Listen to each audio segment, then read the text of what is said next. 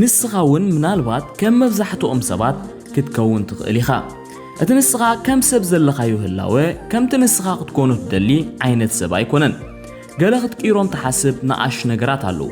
ከምኡውን ክትበጽሖም ትደሊ ኣዝዮም ዓበይቲ ነገራት ስፖርት ምስራሕ ጥዕና ዘለዎ ኣመጋግባ ምምጋብ ሓድሽ ቋንቋ ምምሃር መጽሓፍ ምጽሓፍ ኣብዚሕኻ ምንባብ ወይ ድማ ግዜኻ ኣብ ክንዲ ኣብ ማሕበራዊ ሚድያታት ምጥፋእ ናትካ ሆብ ምስዓብ ሓንሳብ ግን ዕላማኻ ንምብጻሕ ካብዚ ዝደለኻዮ ዝተፈልየ ካልእ ሰብ ክትከውን ከም ዘለካ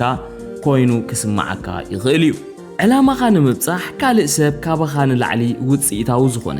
ካባኻ ንላዕሊ ኣበርቲዑ ዝጽዕር ካልእ ሰብ ልዕሊኻ ናይ ድሌትን ስነ ምግባርን ሓይሊ ዘለዎ ምናልባት ንኽትልወጥ ብዝካለካ ሓይሊ ፈቲንካ ክትከውን ትኽእል ኢኻ ምናልባት ሰሪሕልካ ክኸውን ይኽእል እዩ ግን ኣዝዩ ሓጺር ግዜ ጥራይ ደጊምካ ናብቶም ናይ ቀደም ልምድታት ትምለስ ኣብ መወዳእቱ ኩሉ ግዜ ትወድቕ ኣብዚሕካ ደጋጊምካ ኣብ ትወድቀሉ እንዳተበሳጨኻ ትኸይድ ምስ ገዛ ርእስኻ ትሓርቕ ነቲ ብዘይ ጻዕሪ ዓወት የለን ዝብል ስብከት ናይ መራኸቢ ብዙሓን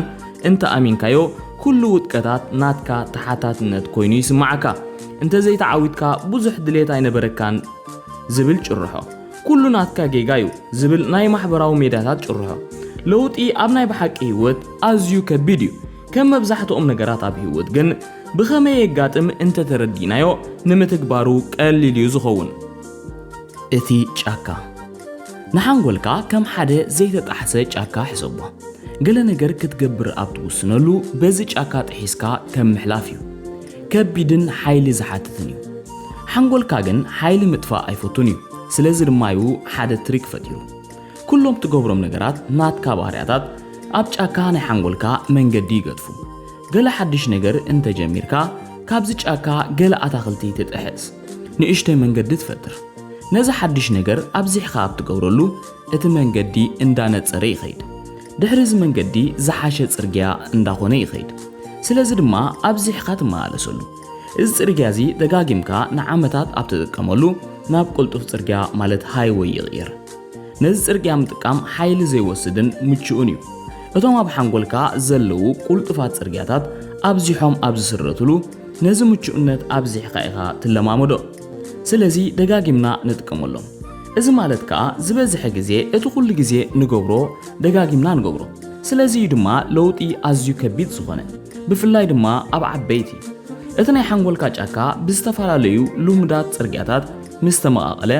ከምዚኦም ዓይነታት ቁልጡፋት ጽርግያታት ብኸመይ ይህነፁ ንምርዳእ ክልተ ነገራት ክንፈላላ ኣለና ዝደጋገሙ ነገራትን ልምድታትን ሮቲን ብውጥን ዝስዕቡ ተግባራት ኮይኖም ብኣፍልጦ ኩሉ ግዜ ብሓደ ዓይነት ኣገባብ ትገብሮም እዮም ምኽንያቱ ንዓኻ ብኸምዚ ኣገባብ ስለ ዝሰልጠካ ንኣብነት ነቲ ትፈትዎ ዓይነት ምግቢ ክትክሽን እንከለኻ ኩሉ ግዜ ሓደ ዓይነት ቀመማት ትጥቀም ኩሉ ግዜ ድማ ብሓደ ዓይነት ኣገባብ ትኽሽኖ እቲ ውጽኢት ስለ ትፈትዎ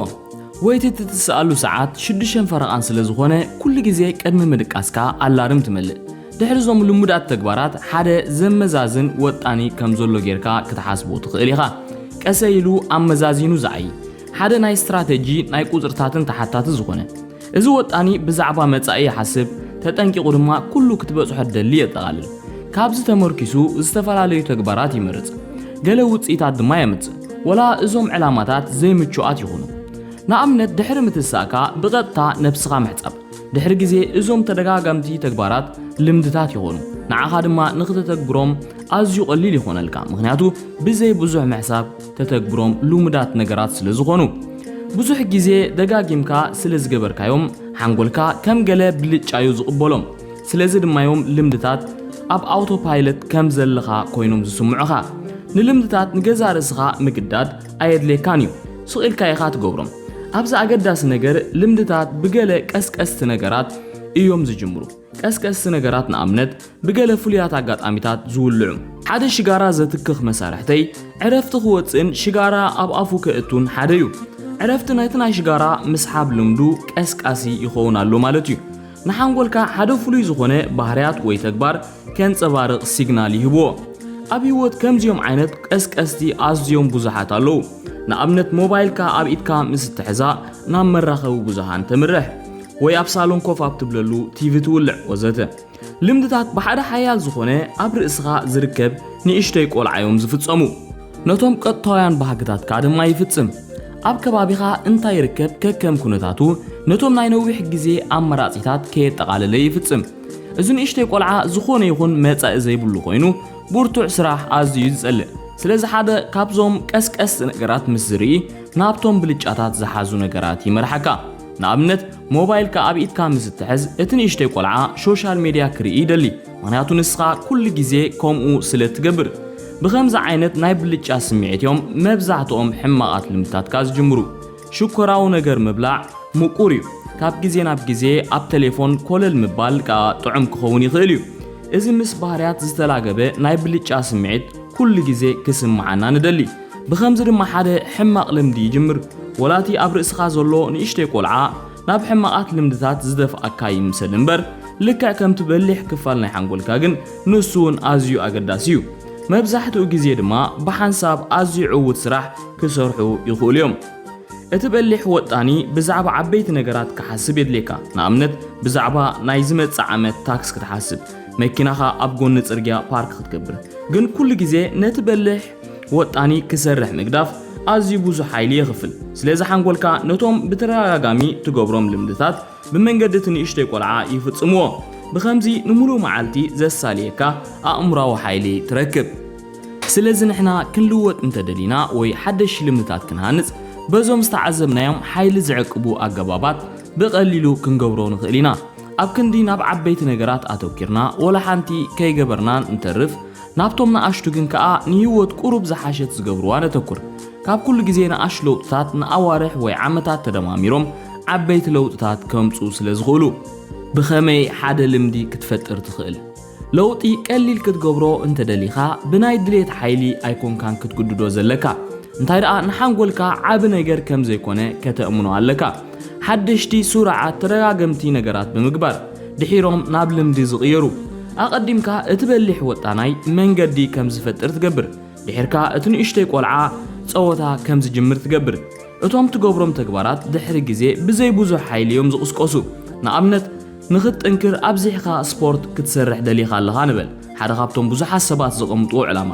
ኣቐዲምካ ነዚ ብንጹር ዘይተገልጸ ዕላማ ናብኡ ዘምርሑኻ ብንጹር ዝተገልጹ ንኣሽቱ ነጥፈታት ተቐምጥ እታ ቀዳመይቲ ንእሽተይ ነጥፈት ንኽተተግብራ ኣዝያ ቀላልን ንጽርቲ ብዙሕ ምሕሳብ ዘየድልያን ክትከውን ኣለዋ ሓደ ንጹር ዝኾነ ክትቆጻጸሮ ትኽእል ተግባር ንኣብነት ንግሆ ድሕሪ ምትሳእካ 5 ፑሽ ኣፕ ምስራሕ ክኸውን ይኽእል እዩ ኣብ መጀመርታ ሓደ ንጹር ዝኾነ ሮቲን ክትሃንጽ ክትፍትን ኢኻ ጎኑ ጎኑ ነቲ ንእሽተይ ቆልዓ ናይ ሓንጎልካ ዝኸውን ቀስቃሲ ነገር ትሃንጽ ቀስቀስቲ ነገራት ምስቲ ተግባር ርክብ ዘለዎም ነገራት እዮም እዚኣቶም ዝረኣዩ ነገራት ኮይኖም ከም ናይ ስፖርት ክዳውንትኻ ሓደ ዝተፈለየ ናይ መዓልትኻ ሰዓት ወይ ሓደ ቦታ ክኾኑ ይኽእሉ እዮም እዚኣቶም ኩሎም ናይ ምትግባር ጽልዋ ይሕይሉ ኣብዚ እቲ ትሪክ እቶም ተግባራትካ ኩሉ ግዜ ብተመሳሳሊ ኣገባብ ምፍጻሞም እዩ እዚ ቀስቃሲ ነገር ድሕሪ ግዜ ናትካ ናይ ምጅማር ስዊች ዝኸውን ድሕሪ ግዜ ነቶም ንጥፈታት ብቐጥታ ከም ዝፍጸሙ ዝገብር ተግባርን ገለ ቀስቃስን እንተደኣ ኣለካ ኮይኑ ድሕርካ ኩሉ ግዜ ምድግጋም ጥራዩ ዘድልየካ እኹል ግዜ እንተጌርካዮ ካብ ሮቲን ናብ ልምዲ ይሰጋገር መንገዲ ናብ ቁልጡፍ ጽርግያ ብጌጋ ኣይትረዳእኒ እቲ ትገብሮም ምንቅስቓሳት ኩሉ ግዜ ሓይሊ ክወስደልካዩ ግን እቲ ናይ ምንቅስቓስ ውሳኔ ከም ጻዕሪ ዘይኮንካስ ከም ልሙድ ዝኾነ ክፋል ናይ መዓልትኻ ክትወስዶ ኢኻ እቲ ሓሳብ ኣዝዩ ቀሊል እዩ ኣብ ግብሪ መዓልዩ መብዛሕትኡ ግዜ ከቢድ መብዛሕትኡ ከተጥርዮ እደሊ ልምድታት ንሓንጎልካ ቀጥታዊ ዝኾነ ብልጫ ዝሓዘ ኣይኮነን ሓድሽ ልምዲ ንምትግባሩ ቀሊል ንምግባር ነቲ ባህርያት ምቹእ ንምግባሩ ፈትን ድሕሪ ነቲ ልምዲ ምፍጻምካ ባዕልኻ ንገዛ ርስኻ ብልጫ ብምሃብ ዘይኮነስ እንታይ ደኣ ነቲ ተግባር ኣብ ትፍጽመሉ ከም ተስተማቕሮ ብምግባር ንኣብነት ኣብ ስፖርት ትሰርሓሉ ግዜ እቲ ትፈትዎ ዓይነት ፖድካስት ብምስማዕ እቲ ንዓኻ ዝሰርሓልካ ነገር ባዕልኻ ርኸቦ እቲ ሓድሽ ልምዲ ከተጥሪ ዝሕግዘካ ነገር ብሓፂሩ እዚ ዝገለጽናዮ እዩ ከም መብዛሕትኦም ህይወትካ ከም መሓይሽ ዝኽእሉ ነገራት ቀሊል እዩ ሓድሽ ልምዲ ክሳብ ተጥሪ ክንደይ ግዜ ይወስደልካ ኩሉ ግዜ ዝተፈላለየ እዩ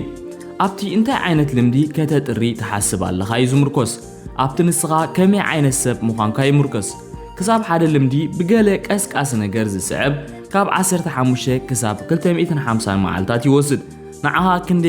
يوسدلكا كتفلطو أيتخيلنيخا قليليو سوق إلكا تراي جمر بفلاي أبت مجمرتا زخبدلو جزي ألو لمد مسكونة مليسو كقللكايو تسفا كيتقرص نابلوتي كبصحكا زخيل مدهانيت يلن مصنعتات ناي لمدتات كم زحبورنا جن لوتي كم زكاليو أبيناي عدمي ألغا بزي قدس ولا نيشتي تصبق نجر ويحدش نجر انت جيركا ازون عوديو لحركا لوتي ما أزن دامبر زبط صح علامة أيكونن زخبركم ناي عبيد سدرابيت نايلوم تحسو نزي مسل أبكت سالي بخال مهاري تحسو كسام الرغب سلام